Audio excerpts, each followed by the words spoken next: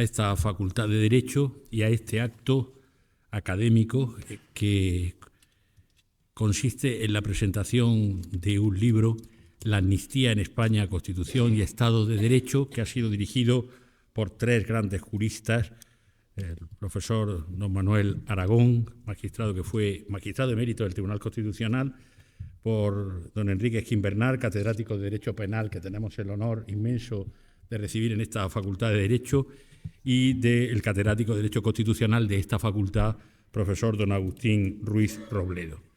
Es un acto que asemeja a otro que se realizó hace unos días en Madrid, del que se dijo en la presentación que era un acto oportuno y necesario. Y efectivamente puede decirse lo mismo en este momento en la Facultad de Derecho, lugar de discusión, de creación de pensamiento, espacio de libertad, y por lo tanto es un lugar y un momento ciertamente oportuno y absolutamente necesario, porque pecaríamos si no de no cumplir exactamente con nuestra función el que se presente una obra en la que muchos autores, hasta 78, nos proporcionan sus reflexiones sobre uno de los asuntos más complicados en estos momentos, como es la proposición de la ley de amnistía y el propio asunto de la amnistía en sí mismo. La Facultad de Derecho, por lo tanto, lo que quiere es, aparte de dar la bienvenida a todos los asistentes, mostrar su agradecimiento sincero a los organizadores de este acto, porque hayan querido precisamente que se celebre en la facultad con un formato en el que van a intervenir algunos de los que participan en el libro, y después habrá también, al estilo que se hizo en Madrid, por lo tanto intervendrán el profesor Ruiz Robledo, el profesor Antonio Peña y el profesor Javier Roldán de la Universidad de Granada, y como antes decía, el profesor Gimbernat, y después habrá algunos comentarios, le digo, es el formato que se ha seguido para el desarrollo de este acto, también de dos ilustres juristas, como son la profesora Asunción Torres López, catedrática de Derecho Administrativo de esta facultad, y doña Rosario Jiménez Rubio, ilustre jurista también de Granada, ambas académicas de la Real de Jurisprudencia y Legislación de Granada, en este segundo caso decana del Colegio de Registrados de la Propiedad de Andalucía Oriental. Pues sin más que reiterar la bienvenida y sobre todo el agradecimiento de la facultad porque se celebre actos de este tipo, con este contenido y con este formato, cedo la palabra al profesor don Agustín Ruiz Robledo.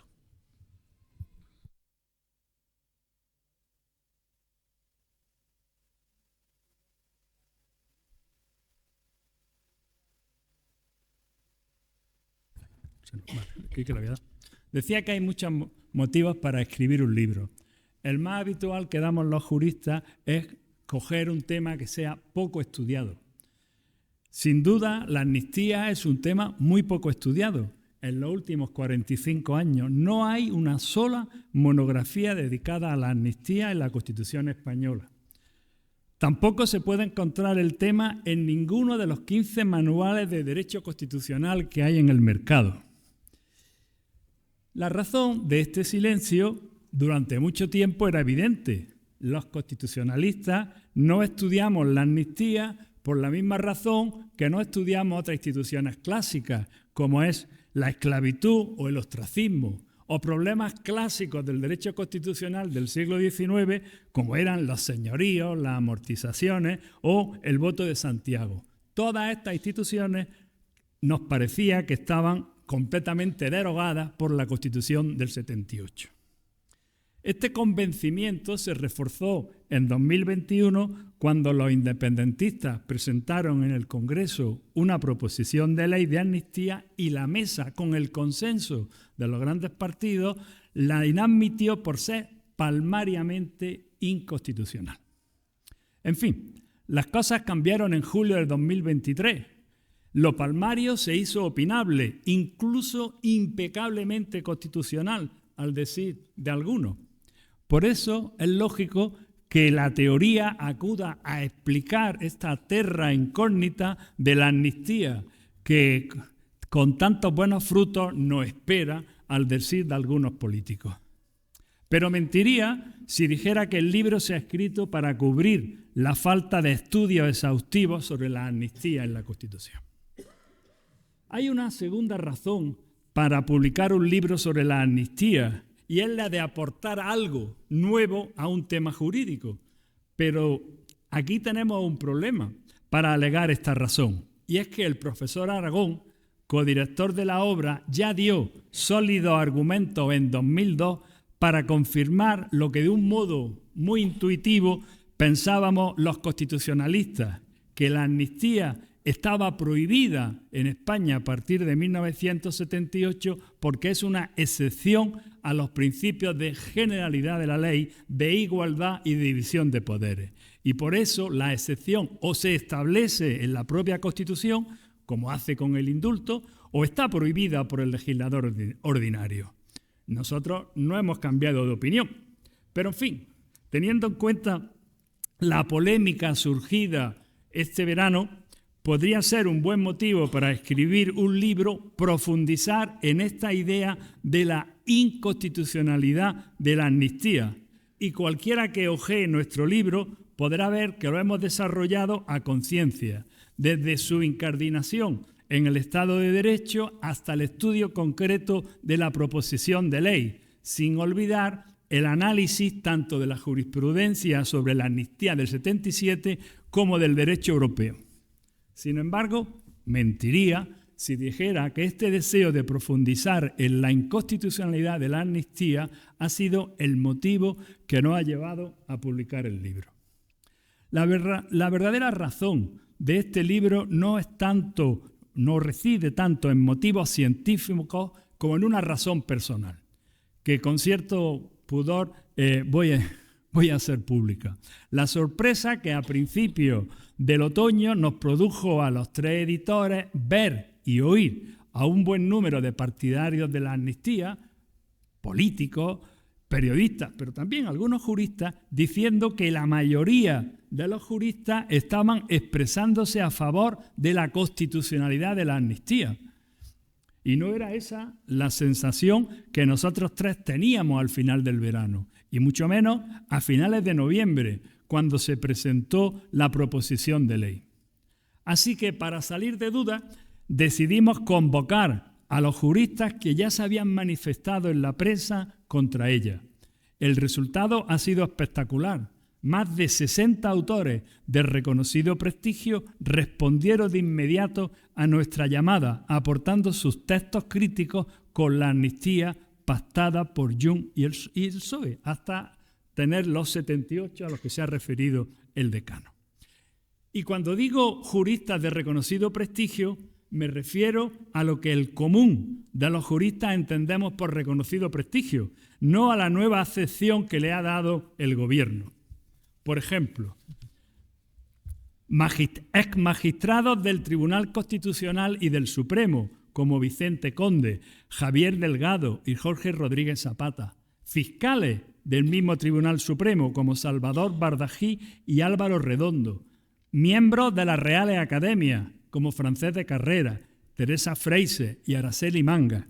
Letrados de las Cortes y del Consejo de Estado, como José Antonio García Trevijano, Fabio Pascua y Juan Antonio Ortega Díaz Ambrona. Abogados del Estado y notarios, como Segismundo Álvarez Rollo, Elisa de la Nuez y Rodrigo Tena. Administrativistas, por citar personas de nuestra academia, como Tomás Ramón Fernández, Francisco Sosa Barnes y José Esteve, que es doctor honoris causa por Granada. Filósofos del derecho, como Manuel Atienza, Alfonso García Figueroa y José Joaquín Jiménez, los dos aquí presentes. Penalistas, como José Luis Díaz Repollé, Gonzalo Quintero Olivares y la granadina también presente esta tarde, Inmaculada Ramos. Precisamente, con un simple repaso a los nombres de los autores, se puede comprobar que su adscripción ideológica es muy diversa, con lo que en pura demagógica etiquetarlos a todos como derecha jurídica se cae por su propio peso. Incluso personalidades como Virgilio Zapatero, ministro con Felipe González, Miguel Satústegui, alto cargo de varios gobiernos socialistas, y Adela Cortina, referente histórica del feminismo de izquierda, se han apuntado ahora también a esta adscripción de derecha jurídica. Se desmonta ese bulo. Como hay otro segundo bulo lanzado una y otra vez contra los opositores a la amnistía, y es que llevamos en las venas la intransigencia mesetaria, especialmente madrileña, al parecer la patria de la crispación. Pues bien, en nuestra obra participan autores de todas las nacionalidades históricas, por supuesto también de la periferia, comenzando por Andalucía y terminando por Valencia. Pero diré más todavía, 7 de nuestros autores son profesores en las universidades de Cataluña, el territorio que más universitarios aporta. Incluso volveré a decir más, 2 de ellos han escrito su aportación en la que con Cervantes podemos llamar dulce lengua catalana, los profesores Xavier Arbós y Josep Castellà. Hay un tercer bulo que este libro desmonta, y es la poca solidez de los argumentos opuestos a la amnistía. Y para demostrarlo cederé enseguida la palabra a 3 autores que con sus intervenciones demostrarán que para sólidos nuestros argumentos.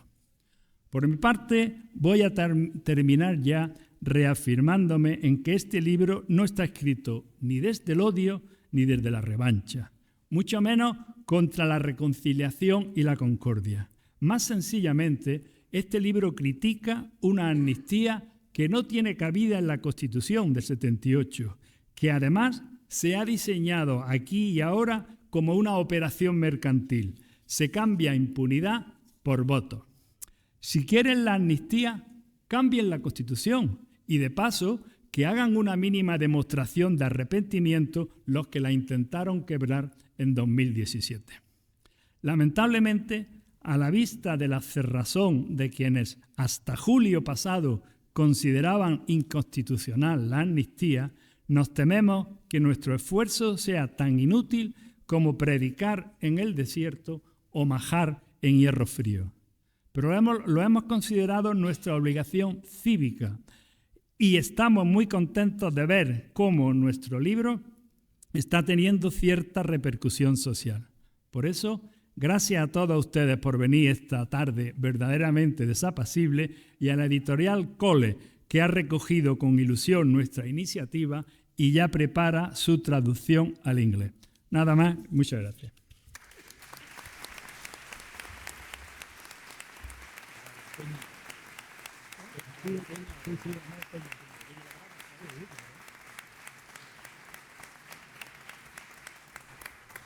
Muchas gracias, profesor Ruiz Robledo.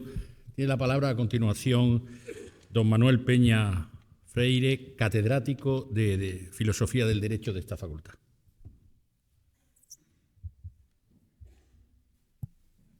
Muchísimas gracias, señor decano.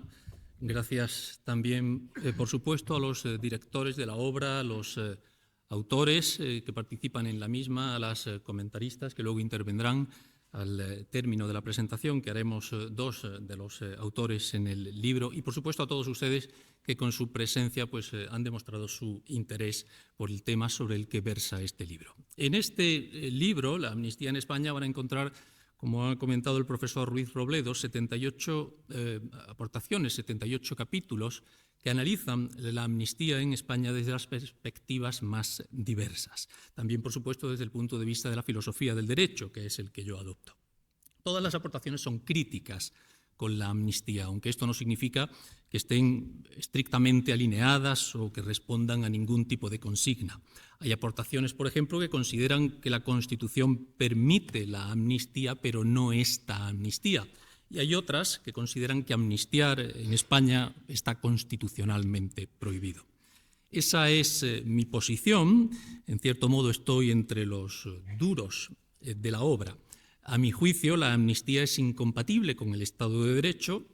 El Estado de Derecho está en la Constitución, la amnistía no, y por eso amnistiar es inconstitucional. Probablemente haya otras razones, pero a mí esa me parece suficiente e intentaré explicarles a ustedes, para despertar su interés por la obra, cómo he llegado a esa conclusión, y voy a intentar también hacerlo en unos términos sencillos para que todo el mundo pueda entenderme. Lo primero que haré, de hecho es lo primero que hago en mi aportación en la obra, es definir qué es el Estado de Derecho. Luego defino qué es amnistía y qué es indulto. Resumiendo mucho, el Estado de Derecho lo entiendo y lo defino en función de 3 principios: legalidad, reflexividad y exclusividad.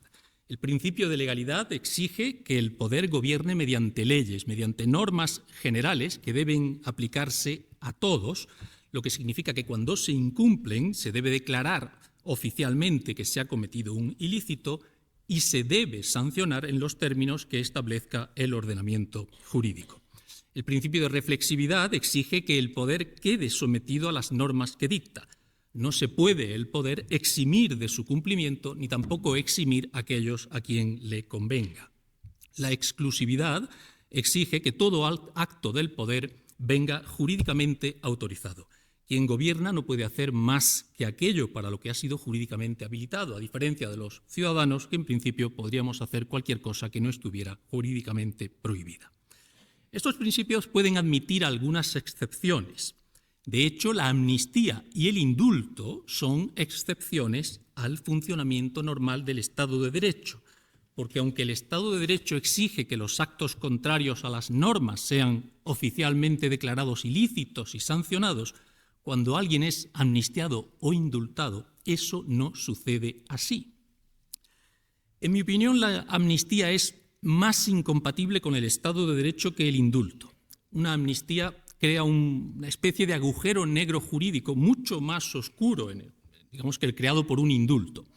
El creado por un indulto sería un agujero gris, una zona de sombra. El de la amnistía es muy oscuro, casi negro. Tengo incluso dudas sobre si ese agujero en el derecho podría ser tan oscuro como el que creara una licencia para delinquir. Piensen en la licencia para matar del afamado James Bond. Luego hablaremos de esas licencias, pero ahora veamos cuál es la diferencia entre amnistía e indulto, que explica por qué ese impacto mayor de la amnistía sobre el Estado de Derecho que el del indulto. No está clara la distinción entre amnistías e indultos. Son dos conceptos viscosos. La Comisión de Venecia del Consejo de Europa nos dice que las amnistías generalmente son impersonales, que los indultos afectan a un individuo o un grupo de individuos. Añade que la amnistía usualmente es una competencia del legislador, mientras que el indulto es una potestad del Ejecutivo. Sin embargo, eso es así solo general o usualmente. De hecho, existen indultos generales, no son personales, y en la Constitución española están prohibidos. Y de hecho, también en nuestra tradición jurídica y constitucional, pues ha habido casos en los que los indultos no los ha concedido el Ejecutivo, sino el Tribunal Supremo. Vean, sino el artículo 102 de la Constitución de la Segunda República. Hay un tercer rasgo diferencial entre amnistías e indultos que me parece más relevante, y es el siguiente. También la refiere la Comisión de Venecia. Los indultos sirven para eximir del cumplimiento de una sentencia, es decir, del cumplimiento de una condena, mientras que las amnistías se podrían conceder, dice la Comisión, antes de que haya sentencia e incluso antes del inicio de los procedimientos penales. Esta me parece la diferencia clave entre amnistía e indulto. La amnistía es distinta del indulto, la concede a quien la concede y afecta a quien afecte, porque tiene un alcance mayor. Si unos hechos son amnistiados, sus autores no podrán ser juzgados. Y si ya lo han sido, no solo deberán ser puestos en libertad, sino que además se beneficiarán de la cancelación de cualquier antecedente o rastro del delito.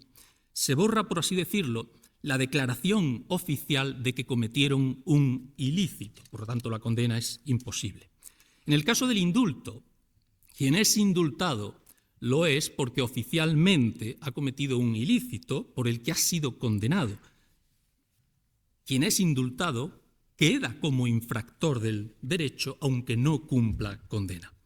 Probablemente hay más diferencias, pero lo dicho es suficiente para comprobar que la amnistía es más incompatible con el Estado de Derecho que el indulto. En el caso del indulto, el ordenamiento jurídico, el derecho, por así decirlo, ha tenido la ocasión de afirmarse frente al infractor. Al indultado le decimos: no vas a cumplir la condena, pero cometiste un delito, y se lo decimos oficialmente. Al amnistiado no podemos hablarle en esos términos, porque la ilicitud de sus actos o no va a ser declarada o va a ser borrada. Como vimos, el Estado de Derecho exige que los actos ilícitos sean oficialmente declarados y sancionados. La amnistía evita las dos cosas, el indulto solo la segunda. Si quieren verlo desde otro punto de vista, piensen en cómo afectan amnistía e indulto al principio de exclusividad jurisdiccional del artículo 117 de la Constitución. El indulto, tal y como está configurado en España, priva a los jueces de la potestad para hacer ejecutar lo juzgado, pero no de la potestad de juzgar, mientras que la amnistía les priva de las dos potestades. Siendo una excepción al Estado de Derecho, la potestad para amnistiar, como bien ha señalado el profesor Ruiz Robledo en su aportación, o está en la Constitución y al mismo nivel que los principios del Estado de Derecho o es inconstitucional. Recuerden además el principio de exclusividad. El Estado no tiene más potestades que aquellas que le atribuye el derecho y la potestad para amnistiar no está en la Constitución. Es más, y como bien ha explicado el profesor Gimbernat, es que amnistiar está constitucionalmente prohibido, porque lo único que la Constitución permite sin nombrarlo son los indultos particulares, ya que expresamente prohíbe los indultos generales y, por tanto, implícitamente prohíbe las amnistías, que son más y más contrarias al Estado de Derecho que cualquiera de esos indultos generales. Comencé diciéndoles que tenía dudas sobre si una amnistía es una afrenta más grave al Estado de Derecho que una licencia para delinquir. Piensen de nuevo en la licencia para matar. Quien disfruta de una licencia así, una licencia para cometer unos hechos que cometidos por otros serían delito, no podrá ser juzgado ni condenado por lo que haga, porque así se lo hemos permitido expresamente en nuestra licencia. Lo que sucederá si hace uso de su licencia es lo mismo que le sucederá al amnistiado que aún no ha sido juzgado. Nada. Sin embargo, quien es amnistiado ya ha actuado, ya ha hecho el daño.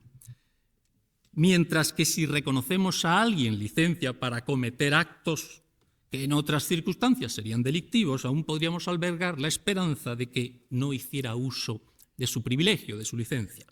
Con la amnistía esa esperanza no tiene sentido, los actos ya se han cometido.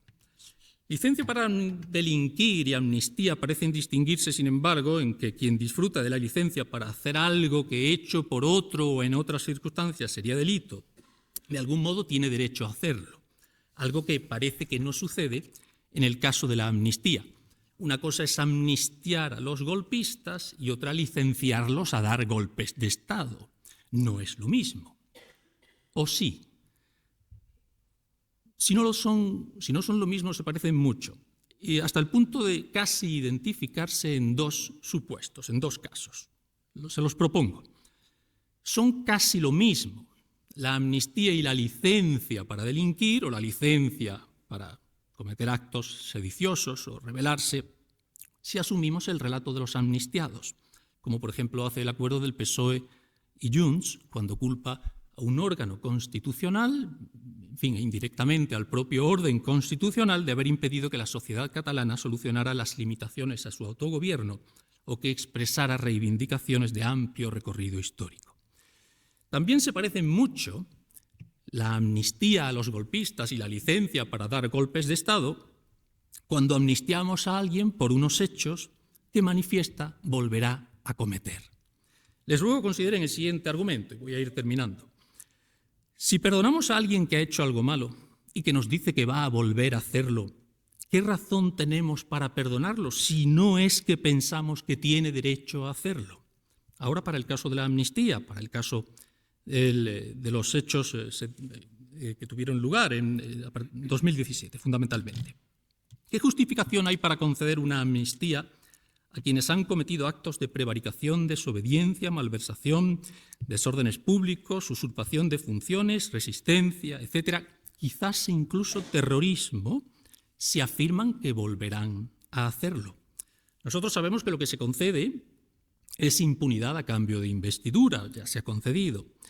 Pero pensemos en la conclusión a la que llegaría un observador más distante, quizá un observador internacional, que constata que en España se amnistía a alguien que intenta subvertir el orden constitucional mientras dice que volverá a hacerlo.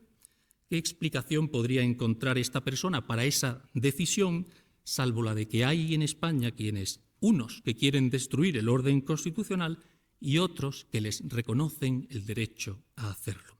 ¿Qué clase de compromiso con el orden constitucional tienen estos últimos? No sé ustedes, pero ese no es mi caso. ni me gustaría que por inacción terminara esto que yo he descrito siendo el caso. Por esa razón, entre otras muchas, me animé a participar en este libro. No quiero extenderme, pero sí quiero insistir en que en esta obra podrán ustedes encontrar consideraciones de enorme utilidad para intentar responder algunas de las preguntas que yo he formulado y probablemente resolver también algunas de las dudas que todo este espinoso asunto les suscita. Nada más, muchísimas gracias.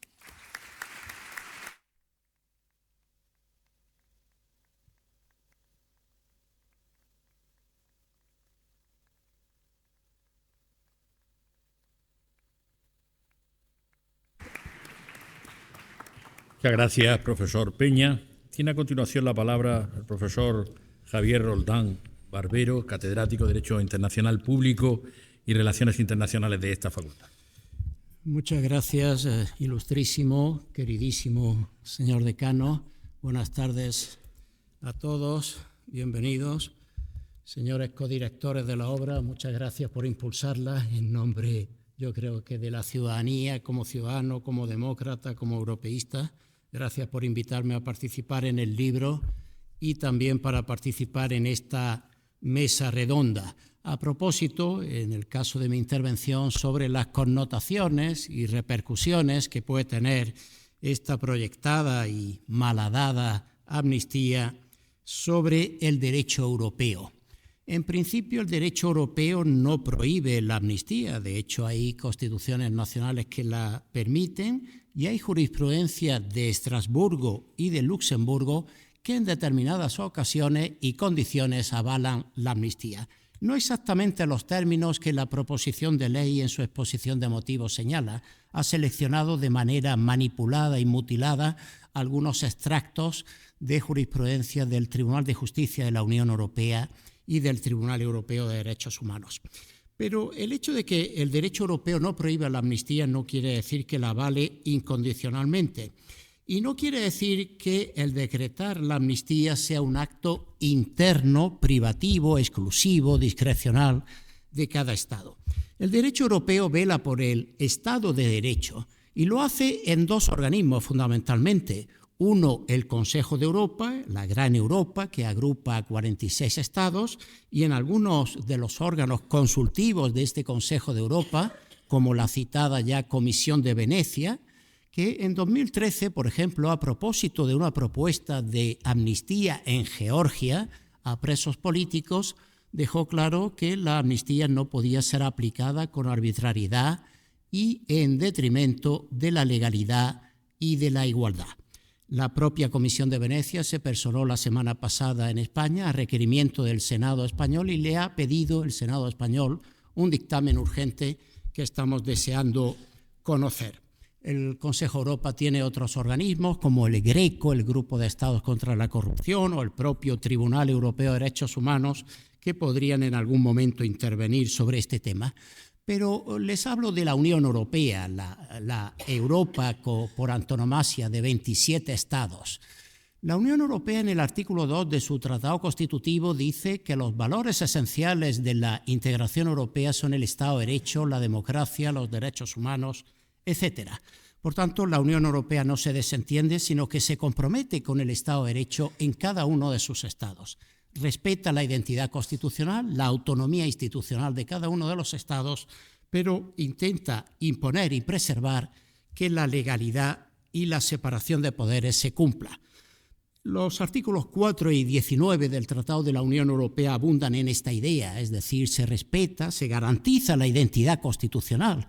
Y uno de los problemas con los que nos encontramos ahora es que nuestra Constitución se encuentra algo desamparada, algo desguarnecida después de las reformas del Código Penal. Pero sobre todo la Unión Europea hace hincapié en la independencia del Poder Judicial. El artículo 19, esta es una clave de bóveda del Estado de Derecho y es una piedra angular del espacio de libertad, seguridad y justicia. Si no hay confianza mutua entre los órganos judiciales de los Estados miembros, no hay un espacio de justicia en la Unión Europea. Ustedes pueden pensar como yo que con las euroórdenes respecto a Puigdemont y otros fugitivos del secesionismo catalán, esta euroorden no se cumplió, no se aplicó y que ahí tenemos mucho que mejorar.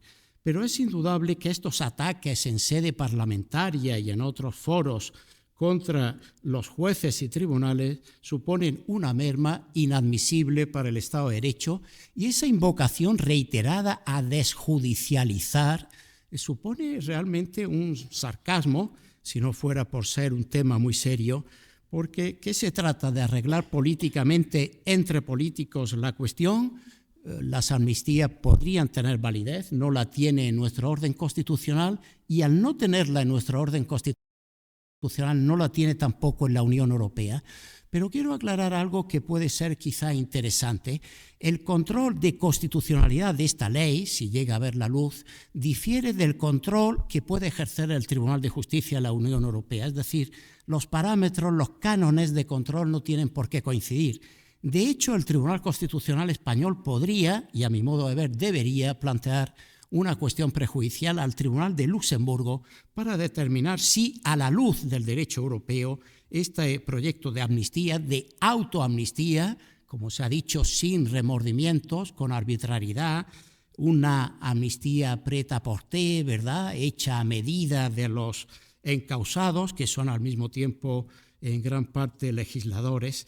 Entonces, uno de los artículos que se publican en el libro lleva por título «Europa nos salvará», de la maestra Araceli Mangas, y esta es una de las cuestiones que se plantean y que en pocos minutos, antes de que me llamen a capítulo y me enseñen las amonestaciones correspondientes, quiero explicarles muy brevemente, y perdonen la superficialidad. Es decir, todo el proceso y todo el desafío soberanista catalán tiene repercusiones y connotaciones para el derecho de la Unión Europea. Algunas no tienen que ver con la amnistía. Por ejemplo, el tema de la educación bilingüe en Cataluña, que ha sido ahora afectada, reprochada por el Parlamento Europeo, por su Comisión de Peticiones, señalando que no se practica la igualdad y llamando a capítulo a la Generalitat de Cataluña por este tema en el cual las autoridades catalanas inejecutan sistemáticamente resoluciones judiciales. Está, desde luego, la reforma del Consejo General del Poder Judicial, que es un tema aparte, que ahora se ha sometido a la mediación del comisario de Justicia y que, desde luego, compromete la imagen pública y la eficacia del órgano de gobierno de los jueces. La Unión Europea ha dudado, y no entraré más en ello, en si debe ser primero reformar o renovar.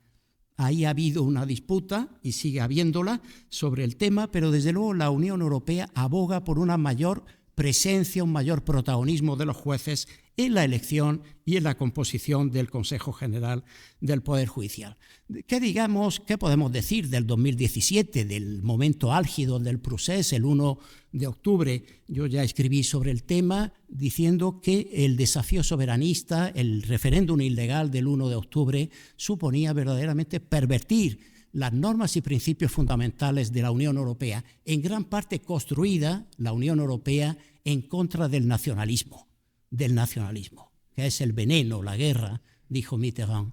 Y, desde luego, la Unión Europea no podía permanecer impasible ante una subversión del orden constitucional, ante un golpe de Estado constitucional, que diría, si viviera, Hans Kelsen, ¿verdad?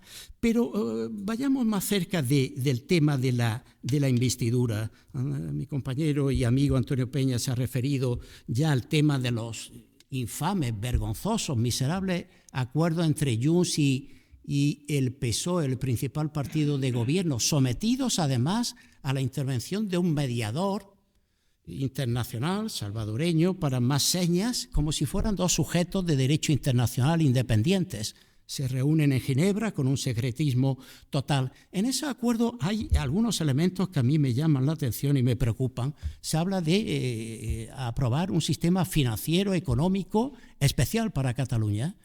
¿Progresismo? ¿Eso es progresismo? ¿Progresividad? ¿Sería sostenible el Estado social de derecho en España con esos presupuestos? Se habla también de más representación de Cataluña en organismos internacionales y europeos, y se habla también, y ya se intenta instaurar, como saben, de que el gallego, el catalán y el vasco, al final se ha dicho, bueno, si no pueden ser los tres, el catalán, pues se introduzcan como lenguas oficiales. Éramos pocos, 24 idiomas oficiales, y se pueden adicionar 3 más. Pero lo curioso, lo gracioso, si me permiten, es que esto se aprobó en el Congreso de los Diputados con facilidad, y de hecho el catalán o el euskera, el gallego se emplean con cierta naturalidad, pero en la Unión Europea está costando más trabajo, porque los otros 26 estados descreen de esto, creen que esto puede provocar una proliferación de idiomas, una torre de Babel más allá de la que hay, y puede complicar. El gobierno ha tranquilizado y ha dicho, está todo pagado, que según los psicólogos es de las frases que producen una sensación de felicidad mayor. Pero aún así tiene que ser adoptada por unanimidad. Entonces lo que se ha aprobado en el Congreso con cierta facilidad en la Unión Europea no lo sería tan sencillo. Paso propiamente al tema de la amnistía y voy avanzando. El tema de la amnistía tiene muchas conexiones. Últimamente, como saben, se ha introducido el tema del terrorismo. La Unión Europea tiene tolerancia cero con el terrorismo. La directiva de 2017 dice que el terrorismo es siempre una violación grave de los derechos humanos. Esta distinción que se ha querido introducir por vía de enmienda entre lo que algún autor irónicamente ha dicho entre terrorismo grave y terrorismo guay, o incluso super guay, pues podría ser un elemento de complicación de cara, porque ahora mismo, como saben, en el artículo 3 de la proposición de ley, los delitos de terrorismo están excluidos. Bueno, ahí ya veremos lo que termina pasando. Llegado el caso podemos comentarlo luego. Pero también se ha introducido el delito de traición a la patria, que también está excluido en principio y que ha salido a relucir de nuevo a propósito de la reviviscencia de las relaciones con Rusia. Es otro tema extraordinariamente delicado. Las relaciones con Rusia y han motivado que el Parlamento Europeo cree una comisión de investigación. La verdad es que no es nada nuevo, se ha resucitado ahora, pero todo el mundo sabía que había habido entrevistas entre personalidades del separatismo catalán y autoridades rusas. Huelga decir la catadura moral de los interlocutores del secesionismo y los problemas que puede plantear el hecho de que una potencia tan agresiva, tan injerencista como Rusia pueda, Rusia quiere divide y vencerá, lo consiguió con el Brexit y lo quería conseguir también con el movimiento catalán. Y hay un tema también, el de la financiación, que ha sido el objeto principal de mi artículo en el libro, que tiene varias connotaciones. Por un lado, el tema de la corrupción. La Comisión Europea llamó a capítulo a Rumanía porque pretendía indultar, amnistiar a un político rumano, no miembro del gobierno, pero sí miembro del partido del gobierno, y consiguió, sin que el asunto llegara al Tribunal de Justicia, consiguió que Rumanía retirara el tema de su agenda política. Está el tema de la malversación, que ha dado lugar ya a varios episodios. Por un lado, quizás recuerden que el Land des Schleswig-Holstein autorizó la entrega de Puigdemont a España solo por el delito de malversación, porque decía que no había doble incriminación. Yo me pregunto, y en Cataluña, y aquí hay ilustres penalistas, que en Cataluña, en Alemania probablemente no habrá un delito idéntico de rebelión o de sedición, pero seguro que hay uno equivalente. Y la euroorden lo que exige es que haya uno equivalente. Pero más allá de eso se decidió la entrega por malversación. El juez Llarena la repudió, la rechazó, porque consideraba que era un agravio comparativo con los líderes que se habían quedado aquí y habían sufrido condenas también de sedición. Entonces, y rechazó. Algún autor me ha dicho a mí, algún constitucionalista, europeísta me ha dicho, Llarena debió aceptar la malversación, porque ya habríamos traído aquí a Puigdemont y una vez aquí, Dios proveerá, ¿no? Así que luego la malversación, como saben, y hablo con la circunscripción propia de hablar ante penalistas, que hubo una reforma también ad hoc, ¿verdad? De manera que malversar bienes públicos para interés personal era más grave y se redujeron las penas cuando se trataba de malversación, desviación presupuestaria. Esto el Parlamento Europeo lo vio con tristeza y con extrañeza, ¿verdad? El juez Llarena ha dicho que en el proceso no hubo solo una desviación presupuestaria, sino un ánimo de lucro personal, empresas que se beneficiaron abiertamente personalmente y por tanto mantiene los cargos. Pero ahora en la proyectada ley de amnistía se habla de separar, de que el dinero, la malversación del dinero europeo debe ser juzgada, debe mantenerse, no queda amparada por la amnistía, y sin embargo la malversación del dinero público interno del presupuesto nacional sí se puede amnistiar. Esto desde el punto de vista de la Unión Europea ofrece muchos problemas. Gran parte de los fondos europeos son cofinanciación. Por tanto, delimitar lo que es dinero de unos o de otros es complicado. El gobierno se ha creado una Fiscalía Europea para velar por los intereses financieros de la Unión Europea, que puede perseguir cualquier acto de esta naturaleza desde que se defrauda un solo euro. Un solo euro. El gobierno ha aprobado una ley de desarrollo de la Fiscalía Europea que es muy dudosa, porque dice que el fiscal general del Estado, repito, es el que debe dirimir quién tiene competencia, si la Fiscalía Europea o las autoridades nacionales. Bueno, todo esto arroja algunos problemas, los que no puedo entrar ni desarrollar, pero que desde luego son inquietantes. Tengan en cuenta que gran parte de lo defraudado durante el procés tuvo lugar con motivo de la promoción exterior del separatismo catalán, la creación de misiones diplomáticas completamente desordenadas. Si ahora se amnistía esto, se le da alas, y de hecho así lo está haciendo, para que la Generalitat de Cataluña multiplique las misiones sedicentemente llamadas diplomáticas en el mundo. Estas misiones se convirtieron en un instrumento de crítica, de denigración, de difamación de España y de la democracia española. Los separatistas catalanes decían que éramos como Turquía, como Kazajstán, y que ellos eran como Gandhi y Mandela. Dejo ahí el tema por falta de tiempo, pero esa comparación merecería ¿Se puede plantear una cuestión perjudicial? Yo creo que sí. Hay argumentos, hay conexión con el derecho europeo. Si un juez tiene en sus manos un juicio de esta naturaleza, puede o debe, si es de última instancia, debe plantear la cuestión prejudicial y debe suspenderse el proceso principal. Es un incidente procesal. Junts consiguió que el gobierno retirara la enmienda a la ley de enjuiciamiento civil y que dijera, la enmienda decía que en un juicio prejudicial en Europa, el juez que planteaba la cuestión debía suspender el proceso principal. Aunque se haya retirado la enmienda, el derecho europeo, que tiene primacía sobre el derecho nacional, debe mantenerse en estos términos. El juez interno es el juez común del derecho comunitario. El derecho de la Unión Europea habilita, empodera al juez nacional para inaplicar por su propia autoridad el derecho nacional incompatible con el derecho europeo, para suspenderlo cautelarmente si es menester. Termino y concluyo. Bueno, España no es una democracia iliberal, una autocracia electoral, no es Hungría, ¿verdad? No es como era Polonia hasta hace poco, en que felizmente se ha instaurado un gobierno más europeísta al que se le van a levantar las sanciones. De hecho, hay algún ranking, uno reciente de The Economist, que dice que España es una democracia plena. En el último puesto de las democracias plenas, en el puesto 23, execuo con Francia. Bueno, España además, el gobierno español se entiende, no tanto por la rama de Sumar, se entiende que es un gobierno europeísta.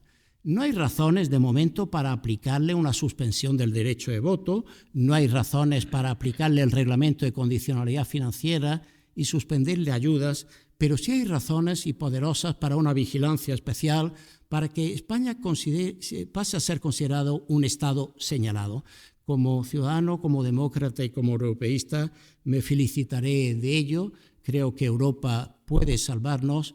El ministro de Asuntos Exteriores, cuando nos adherimos a las comunidades europeas, Fernando Morán, dijo: democracia y Europa son un mismo concepto. Y remontándonos más en el tiempo, nuestro filósofo más célebre, Ortega y Gasset, dijo: España es el problema y Europa es la solución. Por tanto, ojalá Europa pueda detener este desbarajuste y restaurar la legalidad, la constitucionalidad y la dignidad e integridad territorial de nuestro Estado. Gracias.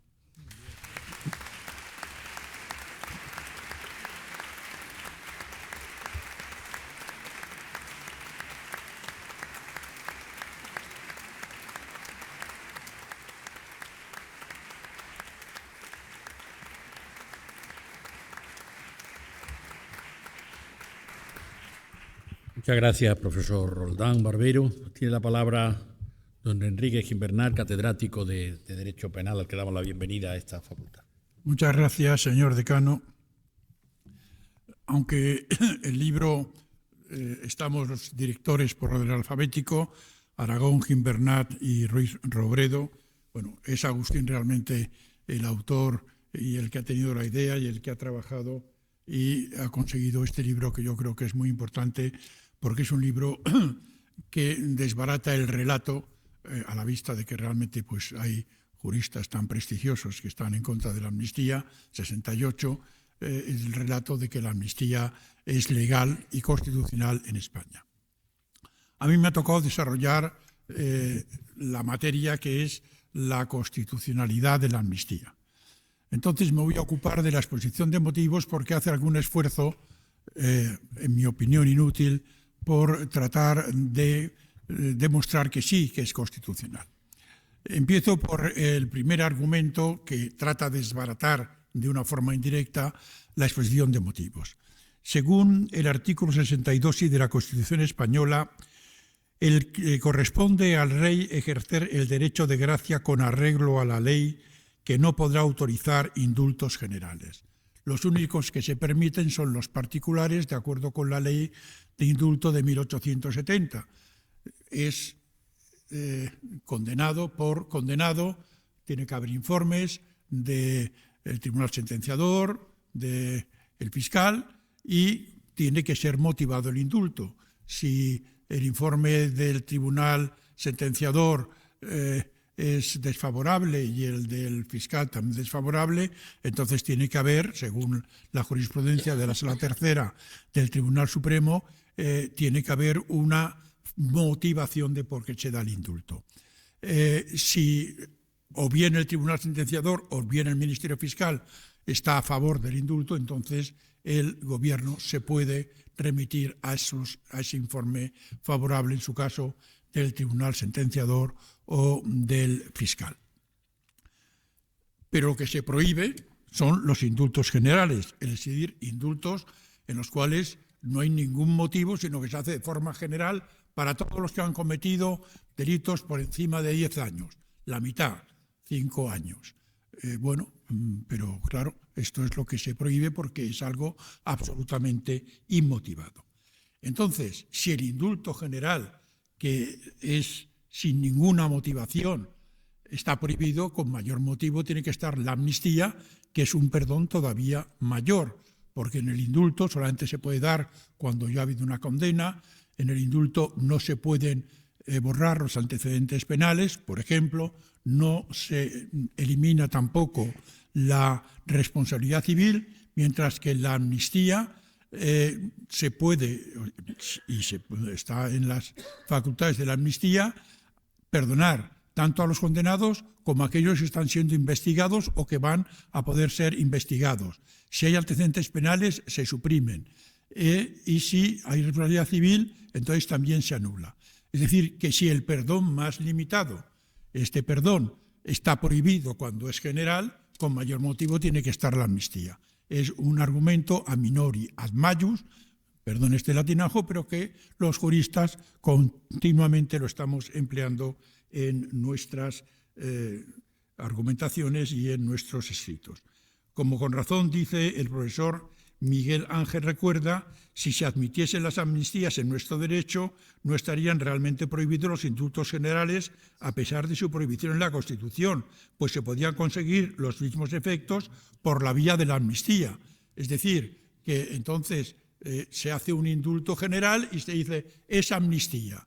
Y entonces, para distinguirlo de indulto general, decimos que no solamente afecta a los que han sido condenados, sino también a los procedimientos que están en marcha. Entonces sería una prohibición absolutamente inútil porque se podía puentear por el legislador mediante una amnistía general. Por consiguiente, de ahí deriva que si el indulto general está prohibido, con mayor motivo lo está la amnistía y, por consiguiente, de acuerdo con nuestra Constitución, la amnistía es inconstitucional.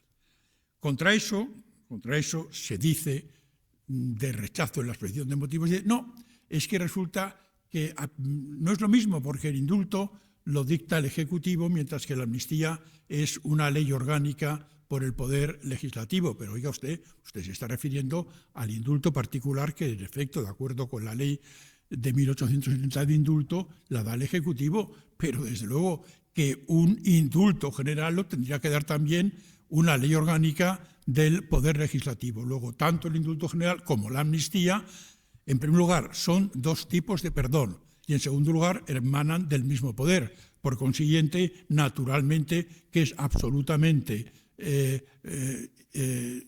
equivocado el decir que el indulto general es solamente el particular, lo da el Ejecutivo. El indulto general solamente lo puede dar el Legislativo.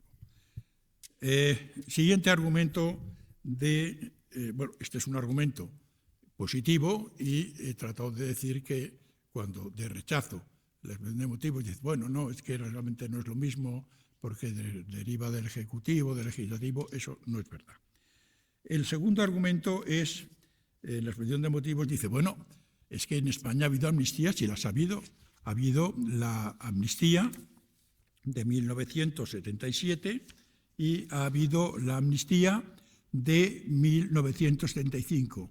Decreto Ley, Real Decreto Ley 10/1975, Ley de Amnistía 46/1977. Bueno, estas amnistías se dan cuando no había Constitución y las amnistías estaban permitidas y además es el tránsito de una dictadura a una democracia. Y entonces dice la exposición de motivos, dice que esto demuestra, como el Tribunal Constitucional no ha derogado esas amnistías del 75 y del 77, eso demuestra que la Constitución la permite, porque si la prohibiera tendría que haberlas derogado. Se dice incluso, y cito literalmente, en la exposición de motivos, que la ley, que el artículo 2 de la reciente ley 20/2022 de memoria democrática reconoce que la ley 46/1977 de amnistía forma parte de las leyes plenamente vigentes del Estado español. Dice entonces, claro que la Constitución permite la amnistía porque si no la permitiera tendría que derogar estas leyes. Bueno, realmente que diga esto la exposición de motivos es muy grave porque es que va en contra del ABC de la sucesión de las leyes. Es cierto que en la disposición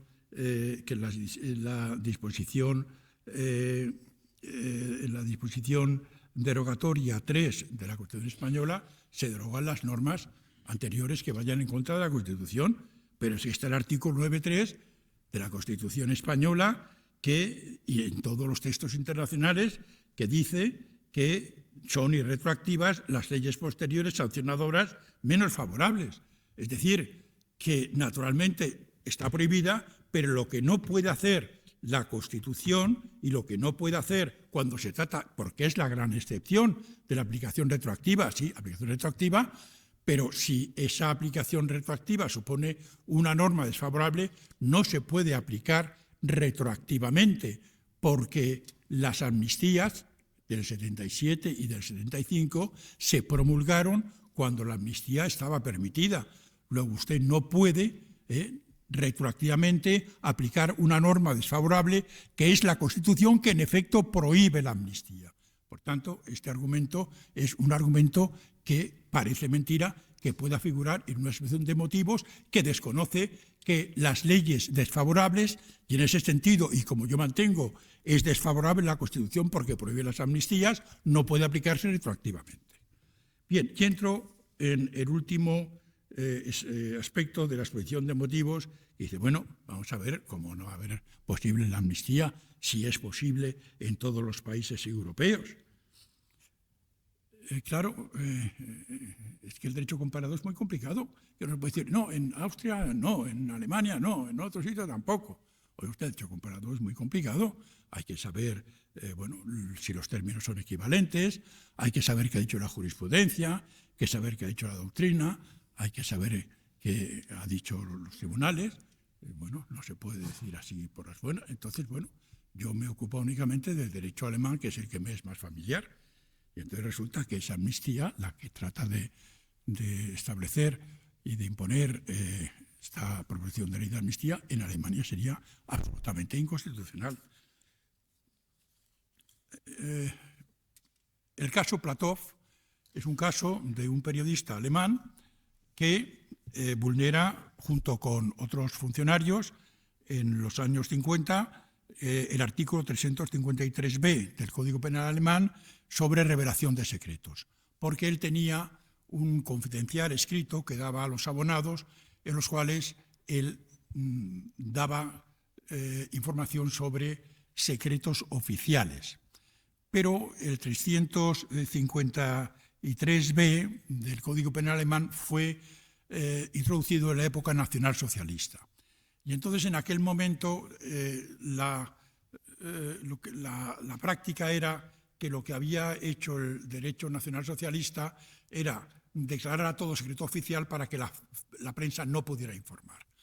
Y entonces, a la vista de esto, se abre un procedimiento y contra Platov, que es el director de esta revista, los periodistas y los funcionarios que han dado esos secretos. Pero claro, aquello iba contra la libertad de prensa, porque todavía estaba un poco con el derecho nacionalsocialista. Y entonces dice el Parlamento alemán: voy a promulgar una ley de amnistía. La ley de amnistía es una ley de 17 de julio de 1954. Entonces, frente a estos 20 imputados, el fiscal y las defensas piden que se aplique la amnistía y, por consiguiente, que se dicte un auto de sobreseimiento libre. Pero la Audiencia Provincial de Bonn dice no, esta ley es inconstitucional porque es una ley singular. Se ha dictado únicamente para el caso Platov, para los periodistas y para los funcionarios. Es singular y, por consiguiente, va en contra del principio de igualdad. Y entonces el Tribunal Constitucional alemán resuelve sobre esto en su sentencia de 15 de diciembre de 1959, empleando un argumento que ya había empleado anteriormente en la sentencia de 22 de abril de 1953. Y dice: solo será constitucional si no vulnera el principio de igualdad. Artículo 3.1 de la Ley Fundamental de Bonn, artículo 14 de la Constitución española. Dice: no es inconstitucional esa amnistía del caso Platov porque es que no se aplica únicamente a estos 20 periodistas y funcionarios, sino que se aplica a todos, a un número indeterminable y genérico de cualquier autor que haya vulnerado ese artículo 353b del Código Penal alemán. No solamente es para él, no es una ley individual que se iría en contra del principio de igualdad, sino que se aplica a todos los que han vulnerado ese artículo del Código Penal alemán. Bueno, pues entonces, de acuerdo con la jurisprudencia alemana, esta proposición de ley es una ley singular que vulnera el principio de igualdad, porque no se amnistía a todos los malversadores, ni a todos los terroristas, ni a todos los desobedientes con las órdenes judiciales. Solamente se amnistía a unos malversadores, que son los del Procés, a unos terroristas, que son, en el caso que son los de Tsunami, y a unos desobedientes a las resoluciones del Tribunal Constitucional. Por consiguiente, es que nos quieren decir, en toda Europa, oiga usted, si usted quiere decir eso, se lo tiene que estudiar y me lo tiene que fundamentar, y desde luego Es una vergüenza porque en Alemania está clarísimo que esta amnistía sería inconstitucional porque es una ley singular, tal como estableció en 2 sentencias el Tribunal Constitucional alemán. Y por consiguiente, esta exposición de motivos no hay por dónde cogerla. Muchas gracias.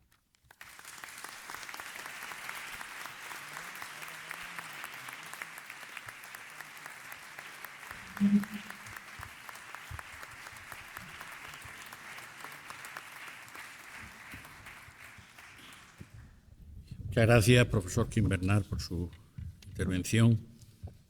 Como les decía, a continuación vamos a tener lugar la participación de 2 comentaristas, así se ha llamado en el modelo de este acto.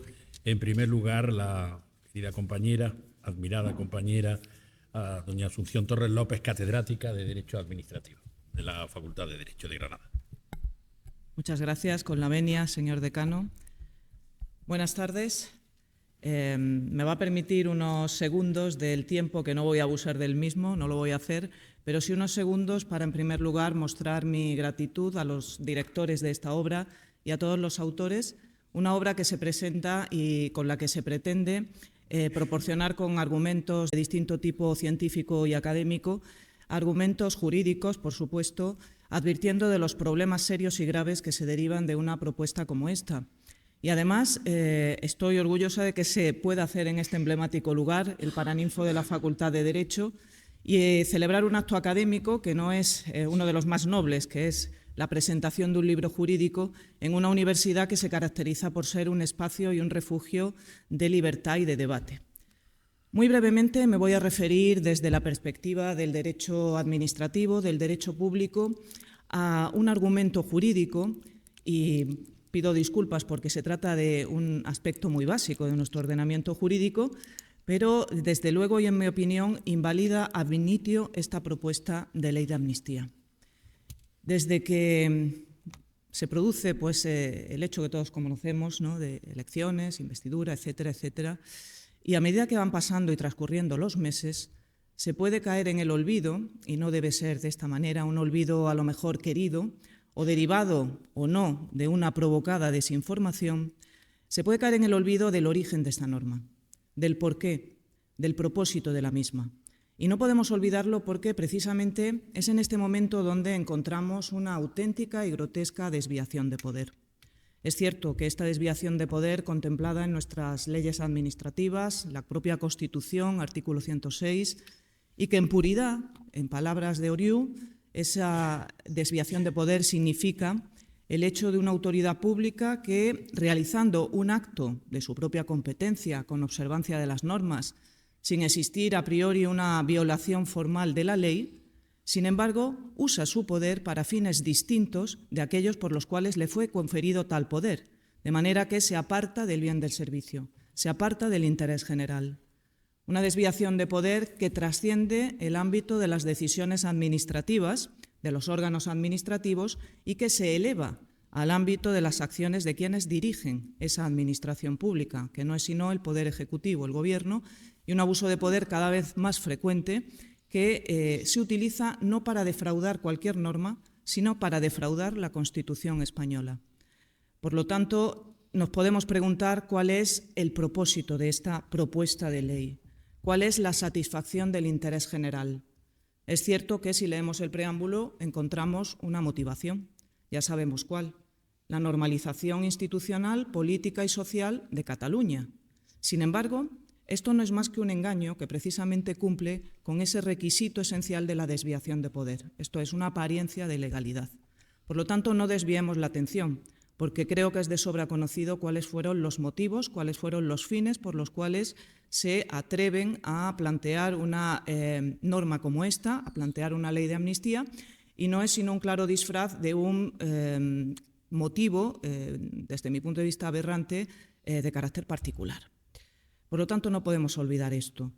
El derecho público, las formas, las garantías, los procedimientos, que son los que hoy en día constituyen el normal actuar de nuestro Estado, no ha sido sino fruto de conquistas en pro de los derechos ciudadanos que se han ido acumulando a lo largo de los siglos y es fruto también de la conquista de la lucha de los juristas contra las inmunidades del poder.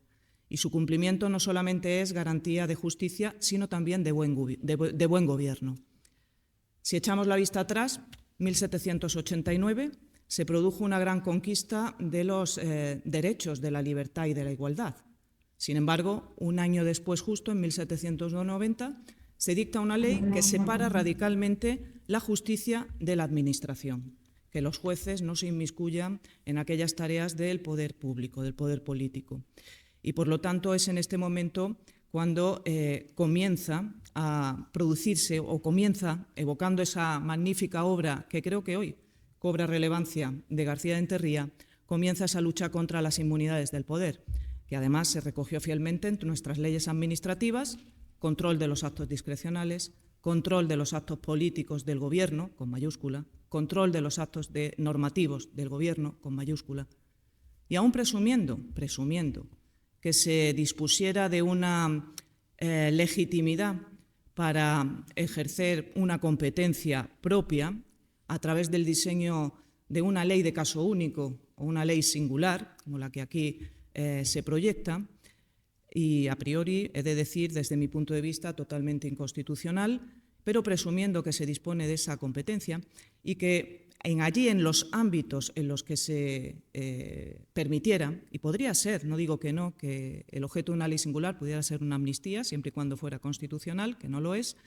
y tendría la salvedad de dar las razones, las motivaciones del por qué la desigualdad. Pero en modo alguno, una norma como esta puede, y lo está haciendo, atentar gravemente contra los valores constitucionales. Valores constitucionales, no solo eso, sino derechos fundamentales como la tutela judicial efectiva. Y los derechos fundamentales no pueden quedar condicionados en su ejercicio por una ley de este tipo. Por lo tanto, he de manifestar que existe desviación de poder.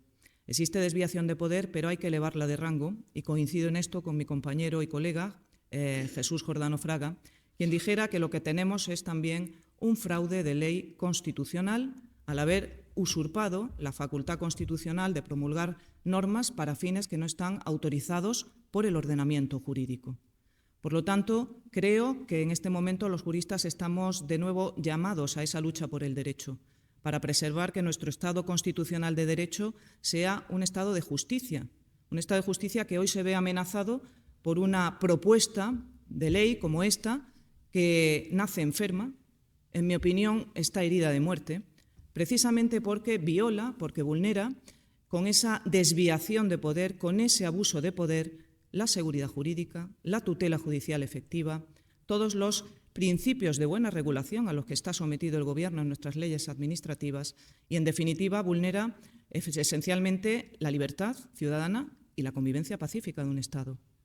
Voy a terminar refiriéndome a ese riesgo informativo derivado del olvido. No podemos olvidar el origen, no podemos dejarnos llevar por la desinformación, y que esto hay que contrarrestarlo. Y la única manera de contrarrestarlo es a través del fomento del pensamiento crítico, a través del fomento de voces autorizadas, como las que hoy se alzan en esta obra, y que en ellas, en esta obra, se pretende dar una información clara, una información oportuna, una información de lo que se conoce y de lo que se desconoce, pero esencialmente argumentando jurídicamente el por qué o no a esta ley de amnistía. Muchas gracias.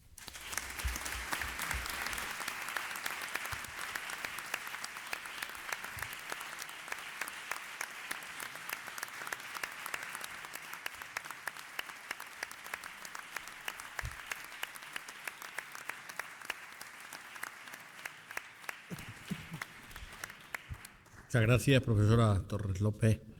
Tiene a continuación la palabra doña Rosario Jiménez Rubio, decana del Colegio de Registradores de la Propiedad de Andalucía Oriental. Muchísimas gracias, ilustrísimo señor decano de la Facultad de Derecho. También muchísimas gracias a los codirectores de la obra, el profesor Ruiz Robledo, el profesor Jim Bernat, los autores, el profesor Roldán y Peña, aquí presentes, y el resto del elenco de prestigiosos juristas que han formado parte y que han contribuido con sus aportaciones a esta magnífica obra de referencia. Mi intervención en el día de hoy es aportar el sentido ius privatista dentro de la dificultad de compartimentar el derecho en privado o público. Yo me dedico al derecho privado fundamentalmente, no siempre y no únicamente, pero sí que me dedico fundamentalmente al derecho privado. Y bueno, intentaré, aunque lo veo complicado y difícil después de todas las intervenciones de estos sí renombrados y prestigiosos juristas. En el derecho constitucional y fundamentalmente el derecho constitucional y el derecho administrativo, el que se ocupa del estudio y análisis, también la filosofía del derecho y el derecho procesal. En el ámbito del derecho privado no se ha hablado nunca y, como ha puesto de manifiesto el profesor Ruiz Robledo, no lo he escuchado al menos, de la amnistía. El sentido, sin embargo, del texto constitucional y la base de las normas que contiene es la autorregulación y el consenso social acerca de los temas que quedaron abiertos, que han quedado abiertos, temas polémicos no resueltos en anteriores textos constitucionales. Es de decir que prácticamente la mitad o prácticamente más de la mitad de todo lo que yo sé acerca del tema constitucional me lo ha enseñado el profesor Ruiz Robledo, que fue mi profesor de Derecho Constitucional en primero de carrera, y de ahí puedo realizar esta afirmación. Porque frente a textos anteriores y textos constitucionales bien intencionados, pero constituciones bien programáticas como la de 1812 o los textos que históricamente optaron por dar cobertura al poder político únicamente, sin respaldo de los representantes de la sociedad civil, nuestra Constitución española del 78 opta por un modelo de división de poderes, aquí también se ha citado, y de contrapesos, que permite un control de los poderes y el sometimiento de todos los ciudadanos, toda la sociedad civil, a la propia Constitución española y al resto del ordenamiento jurídico, lo cual es esencial y está en la base del éxito del texto y del efectivo cumplimiento de su objetivo en cada uno de los aspectos que aborda y que contempla. Es un índice importante que la valoración de la Constitución del 78, y que se considera siempre, nunca se había logrado un nivel de consenso tan alto, un nivel tan alto de legitimidad popular, pudiendo afirmarse que el 80% del cuerpo electoral eligió representantes que a su vez en más de un 90% apoyó el texto. De ahí el consenso y de ahí la autorregulación que todos como ciudadanos avalamos. La Constitución del 78 reanuda, por tanto, una tradición ininterrumpida de su propia significación, una posición con una vocación democrática y social, que se había interrumpido a principios del siglo XX, pero que nunca se perdió, y según lo ha demostrado la voluntad popular que se expresó en las elecciones del año 77. Nuestra Constitución del 78 trata de superar también todo antagonismo del derecho político español con el derecho europeo permanente, como se ha puesto también de manifiesto por parte del profesor Roldán, adaptándose a los imperativos del Estado y de una sociedad democrática actual y moderna. El consenso se predica en el texto constitucional como un pacto que se autoejecuta entre instituciones y que tiene como base el origen de la sociedad civil, los ciudadanos. Como en todo pacto, como en toda relación, las partes deben poder tener un suficiente poder, una suficiente independencia y han de verse respetadas por las demás partes, en un entorno de lealtad y de honestidad. Lo contrario, saltar las reglas del pacto supone una brecha que anula el acuerdo y deja en el aire la convivencia democrática. Esto es la base del derecho civil. Desde el llamado pacto social, que ya fue acuñado por Rousseau, se aprecia como garantía democrática la existencia de ese respaldo que supone el acuerdo mayoritario, un acuerdo libre entre personas iguales, la base de cualquier negociación y la base del derecho constitucional. Una sociedad, también hemos citado aquí la Asamblea Nacional Constituyente francesa de 1789, decía: una sociedad en la que la garantía de los derechos no está asegurada ni la separación de poderes determinada no tiene constitución. Y esto es perfectamente predicable a lo que estamos abordando aquí. Dentro de este pacto, de este consenso y de estas reglas que nos hemos atribuido para la construcción de nuestra convivencia, se encuentran temas que no fueron resueltos en anteriores textos constitucionales, temas como el título octavo, la organización territorial del Estado español a través del Estado de Autonomía, así como nuestras instituciones constitucionales, la corona, su papel en la monarquía parlamentaria, nuestra incorporación como Estado miembro a la Unión Europea, o los derechos y libertades fundamentales que configuran un Estado social y democrático como el nuestro. El pacto social se pacta se plasma en un principio democrático y en el poder constituyente, y una vez alumbrado el texto constitucional se plasma y se manifiesta mediante su sometimiento a la misma, incluso en los procedimientos de modificación. Ya hemos hablado aquí de lo que significa una modificación de hecho para, por ejemplo, Hans Kelsen. Todos, sin excepción, instituciones públicas y ciudadanos, nos encontramos en esta misma situación de sometimiento a la Constitución y al ordenamiento jurídico, a través del principio esencial de legalidad, que es la base de nuestra convivencia y del orden público. Si bien este sometimiento podría ser considerado una obviedad, realmente es un pilar básico que no podemos perder de vista en ningún momento. La amnistía, que es el tema que adquiere protagonismo en estos últimos meses, como es obvio, ha de valorarse siempre como rigurosamente lo analiza el profesor Ruiz Robledo y el resto de los autores, de acuerdo con las normas de referencia que son la Constitución y su norma de desarrollo. La excepcionalidad, la urgencia, cualquier otro criterio no jurídico deben ceder ante ese poder superior, que es mantener las reglas del juego que subyacen en la Constitución. Y en este momento lo que tenemos sobre la mesa es un concienzudo estudio, un análisis de la amnistía muy riguroso, muy fundamentado, que nos permitirá arrojar luz sobre una medida que está suscitando muchas polémicas y reacciones, incluso fuera de España, como también hemos visto y ha puesto en manifiesto el profesor Roldán. Son fuentes de referencia solventes y con los criterios más fundamentados los que han participado en la redacción de esta obra. A día de hoy, una obra que no solamente profundiza en un tema de interés jurídico, sino de absoluta actualidad y relevancia máxima. Es importante destacar una cosa, la neutralidad ideológica de la obra, que refleja el conjunto de un número de artículos suficientemente amplio como para configurar un abanico de reflexiones de juristas de distinto perfil profesional e ideológico, que han aportado sus argumentos de manera individual e independientemente. Lo destaco especialmente porque se trata de una manifestación más de la necesidad de valorar a los estamentos e instituciones civiles, que son el sustrato del consenso entre sus representantes elegidos democráticamente. También lo destaco porque el debate sobre la amnistía trasciende a la propia amnistía y abre un debate aún más trascendente sobre la legitimidad democrática y la propia modificación de la Constitución, como reflejan algunos de los artículos recogidos en la obra.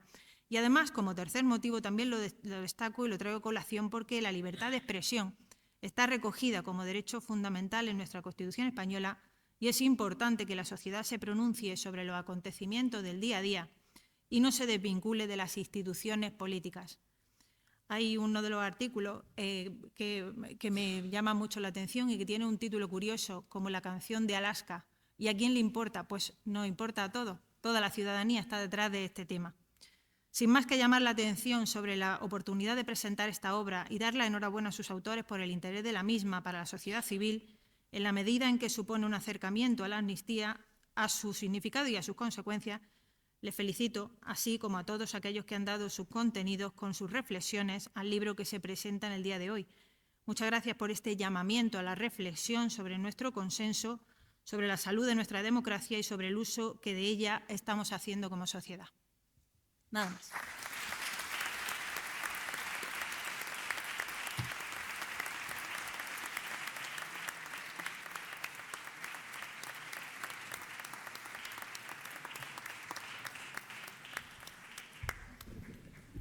Y muchas gracias a todos los que han intervenido y ahora vamos a abrir un turno de intervenciones, de preguntas, me aclaran, ¿no?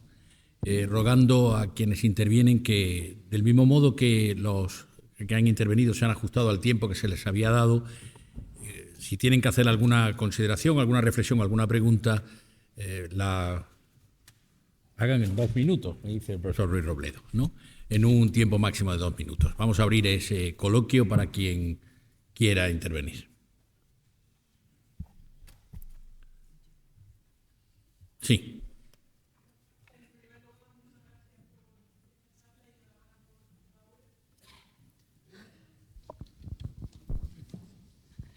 Como decía, que en primer lugar muchas gracias por esta charla y enhorabuena por la obra y especialmente gracias al profesor Agustín Ruiz Robledo, que fue profesor mío cuando yo estaba en primero.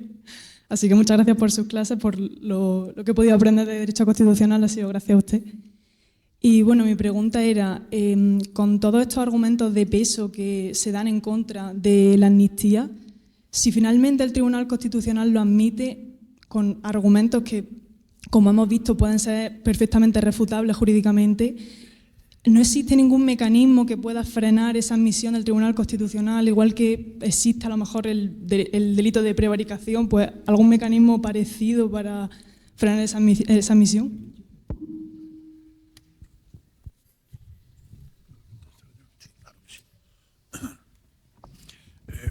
Bueno, estamos en un Estado de Derecho, o sea que, a pesar de todo lo que yo he dicho, pues obviamente el Tribunal Constitucional ha sido elegido de acuerdo con los procedimientos previstos en la Constitución y si dice que es legal, pues nos tendremos que aguantar. No veo otra solución. Prevaricación no es posible en el Tribunal Constitucional porque está excluido que pueda entender por cualquier sentencia. Los únicos que podría entender sería la Sala Segunda del Tribunal Supremo. Está prohibido que el Tribunal Supremo pueda incoar procedimientos por malversación por prevaricación contra el Tribunal Constitucional, y eso tiene su lógica, porque claro, si una sentencia del Tribunal Constitucional puede ser por la vía de la prevaricación anulada por el Tribunal Supremo, entonces ya el máximo intérprete de la Constitución no es el Tribunal Constitucional, sino el Tribunal Supremo. Por tanto, de acuerdo con la legislación vigente, no se puede exigir ningún tipo de responsabilidad penal por sus sentencias a las sentencias del Tribunal Constitucional. Vuelvo a decir, estamos en un Estado de Derecho, queda Europa, por supuesto, que yo creo que es donde hay que ir primero. Primero hay que ir a Europa, porque realmente los criterios de Europa no son iguales que los del Tribunal Constitucional. En Europa únicamente el Tribunal de Luxemburgo va a entrar a ver si esa amnistía es conforme con el derecho europeo. Y ahí está el problema de que no se pueden amnistiar, en mi opinión, no se pueden amnistiar, vamos, en mi opinión y en la doctrina dominante, ni delitos de terrorismo ni delitos de corrupción. Si ya el Tribunal Europeo dice que esa amnistía no está conforme con el derecho europeo, entonces esa amnistía queda anulada. Yo creo que esa va a ser la vía que va a seguir la Sala Segunda del Tribunal Supremo y también el juez Llarena. Primero van a plantear una cuestión ante el Tribunal Europeo de Justicia de la Unión Europea. Y si ahí no consiguen tener éxito, entonces plantearía la cuestión de inconstitucionalidad, que es distinta, porque claro, por ejemplo, el Tribunal Europeo no puede entrar en si es conforme o no conforme con la Constitución, porque prohíbe indultos generales. Eso no tiene que ver con el derecho europeo, sino con el derecho, sino con la Constitución española y la interpretación de la Constitución española, que eso queda a cargo del Tribunal Constitucional. Pero vuelvo a decir, a pesar de mi oposición absoluta a esta amnistía, estamos en un Estado de Derecho y al final, pues lo que dicen los tribunales, pues es la última palabra y nos tendremos que aguantar. Muchas gracias. Gracias. ¿Alguna intervención?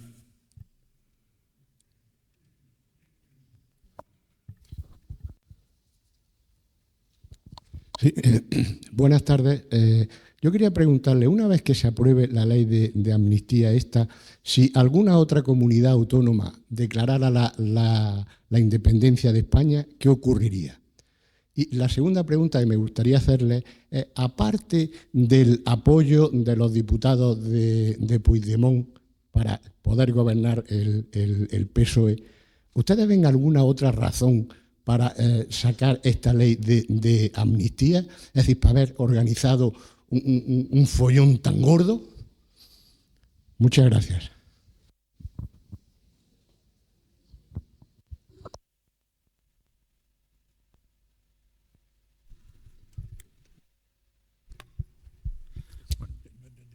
Yo tampoco. Bueno, yo no he entendido muy bien la pregunta, perdón. Bueno, la primera pregunta sí ha estado clara, ¿no? Que ¿qué pasaría si cualquier comunidad autónoma declarara la independencia? Pues sería tan inconstitucional como cuando lo declaró en 2017 el Parlamento catalán. Quizá ahí lo que podemos tener algún problema de orden de derecho penal, puesto que ya ha desaparecido la sedición. Sí, pero desde el punto de vista constitucional la respuesta sería la misma. Habría que anular esa declaración y proclamar el artículo 155 e intervenir esa comunidad y a continuación depurar las responsabilidades penales de quien hubiera cometido delito. Claro, así como ha sido fallido la reforma del delito de malversación, porque lo que quería esa ley era decir, bueno, la malversación solamente se castiga si es para el uso personal. Como resulta que esos millones de euros de fondos públicos se utilizaron para el referéndum, ahí no se han lucrado ellos personalmente. Entonces querían ahí tener una malversación light. El Tribunal Supremo de la Segunda dijo, de acuerdo con la doctrina de toda la vida, es decir, están haciendo unas leyes que sí parece que no se enteran de lo que ha dicho la jurisprudencia.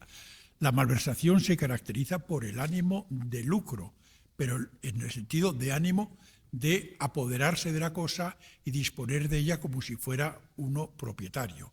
Es decir, que si un funcionario sustrae un ordenador del ministerio para su uso particular, eso es una malversación, porque hay ánimo de lucro. Y si lo utiliza para regalarlo, también porque hay ánimo de lucro, en el sentido de que regalarlo solamente lo puede hacer el dueño. Y, por otra parte, si lo tira al río, también hay ánimo de lucro, porque ánimo de lucro hay que entenderlo en el sentido de ánimo de apoderarse de la cosa y disponer de ella como si fuera su propietario. Y al río solamente lo puede hacer el propietario. Es decir, que esta reforma salió fallida y, en efecto, la Sala Segunda sigue manteniendo las condenas por malversación las condenas por malversación, que son las que han fundamentado la inhabilitación de Junqueras y los otros condenados, y esa reforma les salió mal.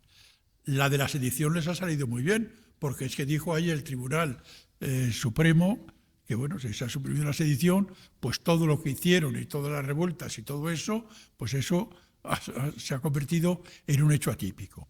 Entonces, si ellos tratan de declarar la independencia, pero no lo hacen con fondos públicos, es decir, se repite lo que pasó en el proceso, pero no lo hacen con fondos públicos, sino con fondos de los capitalistas catalanes, pues entonces ni hay malversación, ni hay tampoco sedición, porque se ha suprimido. Bueno, entonces realmente esa reforma sí que nos coloca en una indefensión del Estado frente a las declaraciones de independencia, y tal vez la única solución pues sería la de aplicar el artículo 155, que eso no tiene nada que ver con el derecho penal.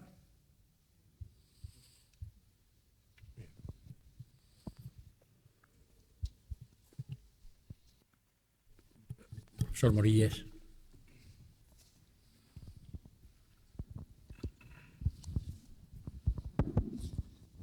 Vamos a ver, yo lo que veo es que hay una programación de actitudes, de regulaciones para llegar a un fin, que es el fin de la independencia. Esto parece que está claro. La amnistía es el penúltimo paso.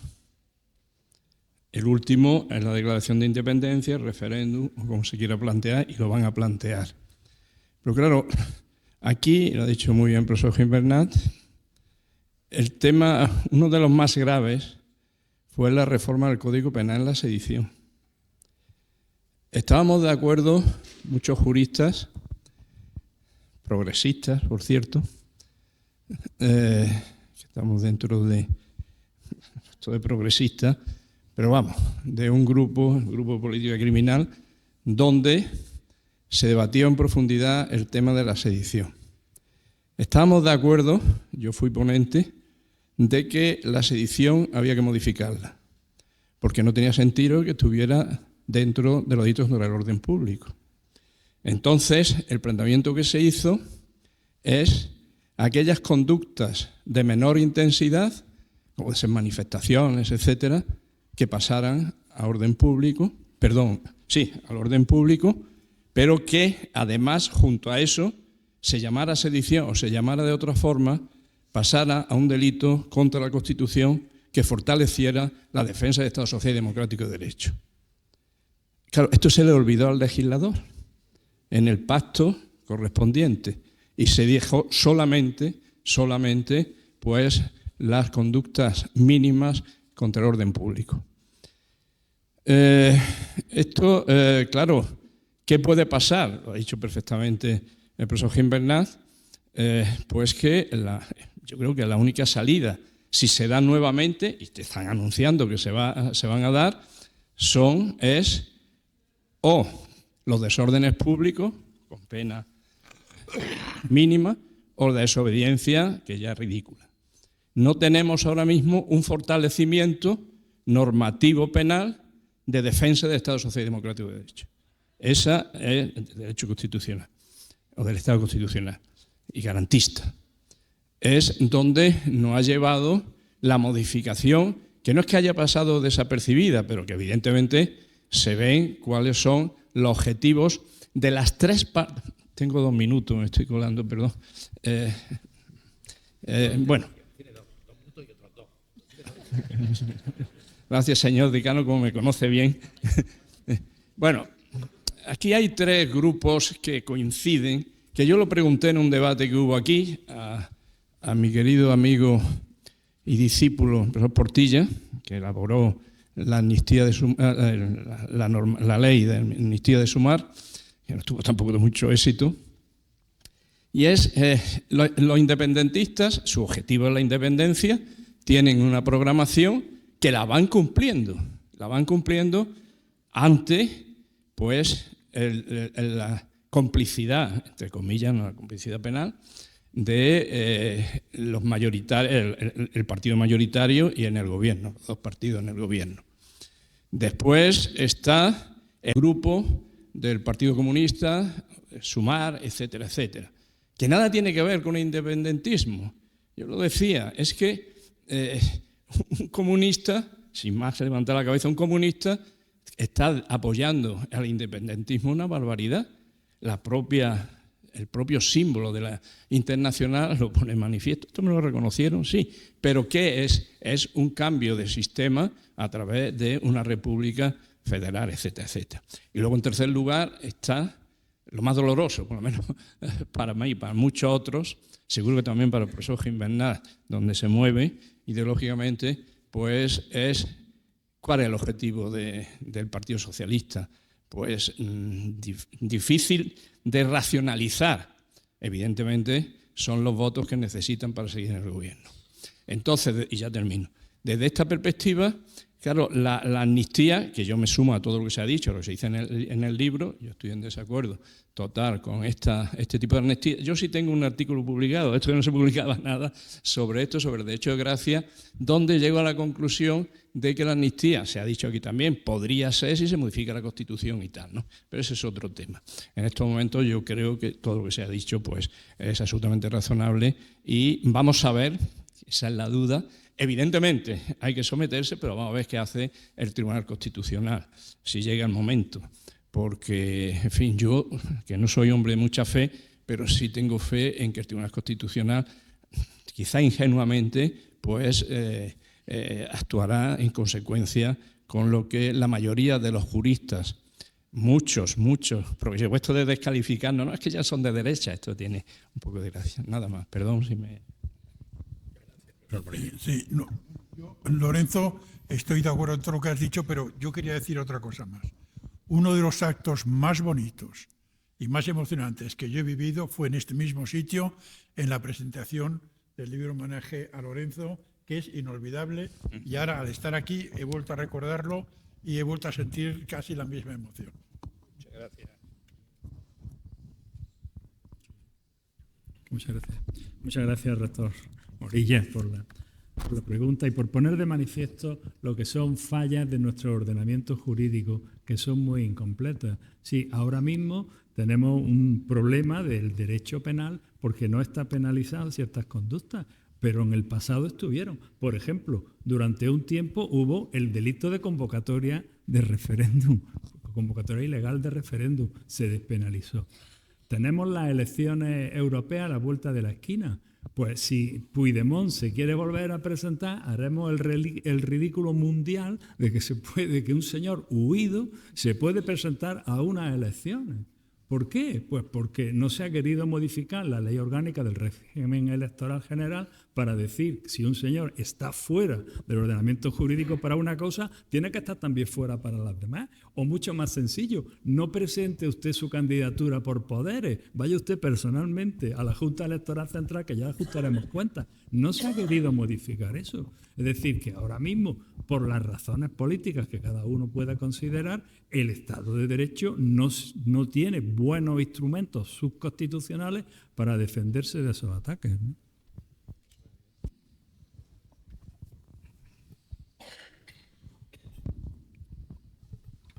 ¿Alguna intervención? ¿Alguna otra intervención?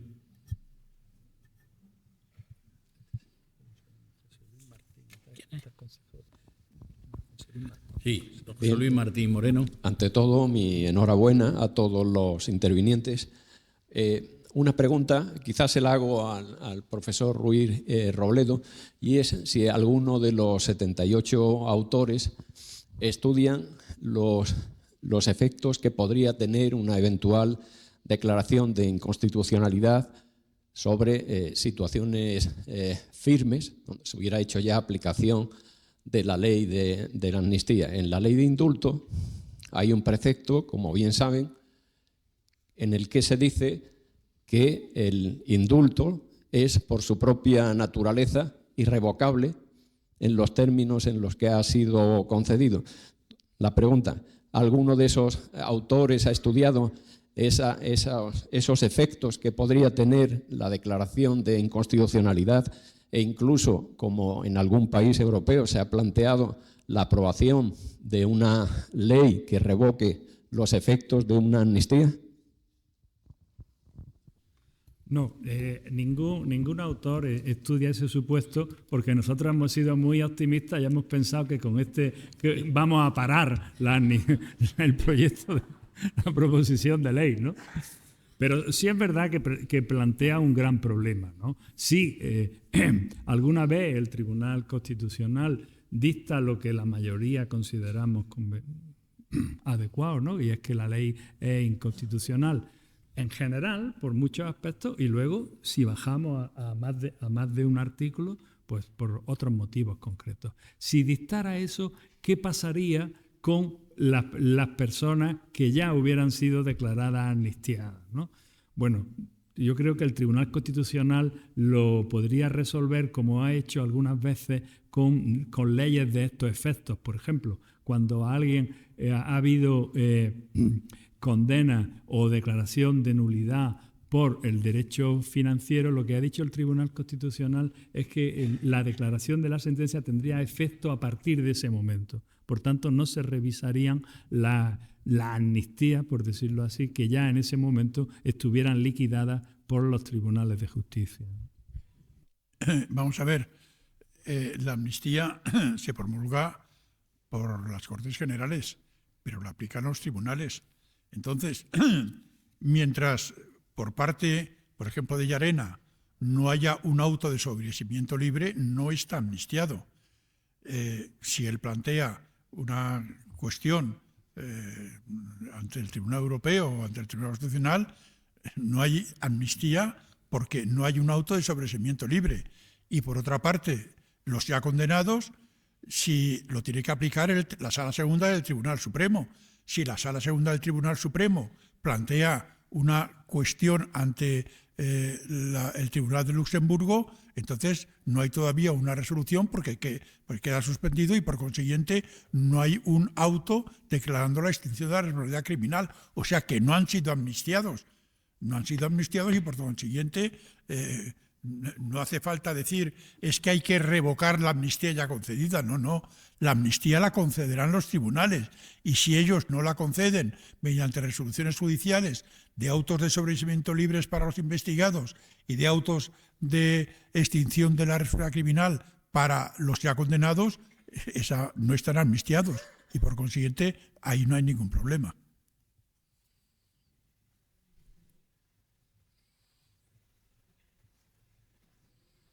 ¿Alguna otra intervención?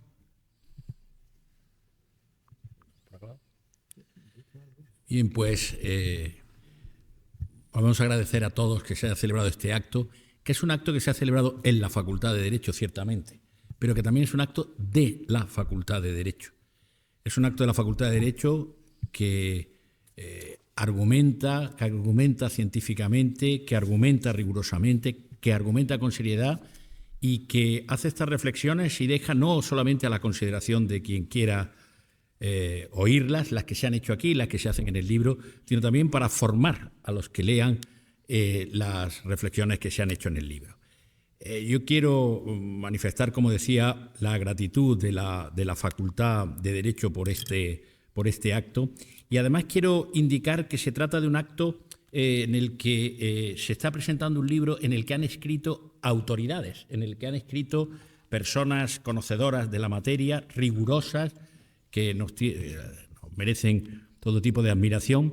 Y quiero señalar que no es un acto local, ni es un libro local, pero no debe dejar de señalarse también que en esta obra han participado varios profesores de la Facultad de Derecho de la Universidad de Granada.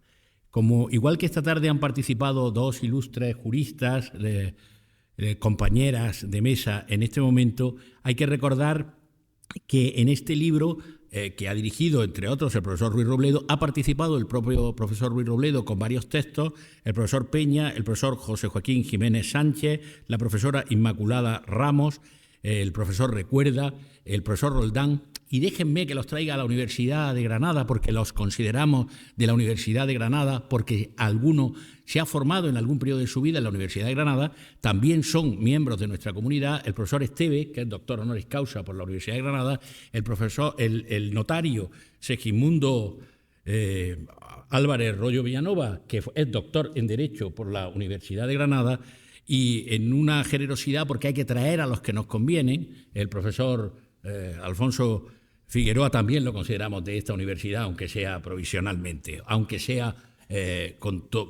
por enriquecernos. La Facultad de Derecho de la Universidad de Granada está extraordinariamente satisfecha y agradecida de que este acto, en su forma y en su contenido, se haya celebrado en ella y sea un acto de ella. Muchas gracias a todos y a la comunidad jurídica que nos ha acompañado esta tarde.